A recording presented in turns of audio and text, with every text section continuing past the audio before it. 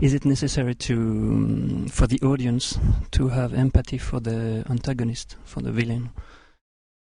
There are in most stories, no. In most stories, you want the center of good in the protagonist.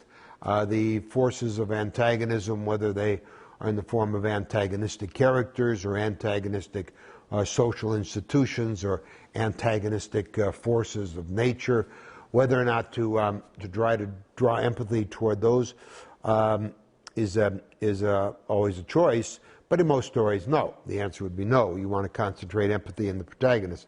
But there are stories, for example, horror films. There are genres where indeed we encourage empathy with both the victim protagonist and the overpowering monster antagonist. And the empathy that you have with an antagonist in a horror film is full of irony, because generally what the audience empathizes with, despite the hideous, horrible, sadistic nature of the monster, is their power. Power is very attractive. And so even though the monsters are repellent, nonetheless they're powerful, and that can attract an empathy to the audience. And so we have the audience empathizing with the victim, and in a very ironic way with the monster as well. And we alternate the audience's empathy back and forth, first one, then the other.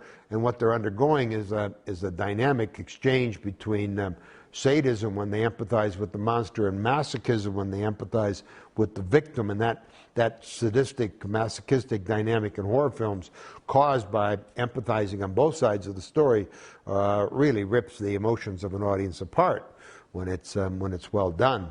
And so there are cases, indeed, where we want the audience to have a kind of empathy with the antagonist, it might be rather unconscious at times, but nonetheless an identification with the forces of antagonism, if for no other reason than their power. But the answer in general is no. In general, we want a center of good in the protagonist, and only in the protagonist.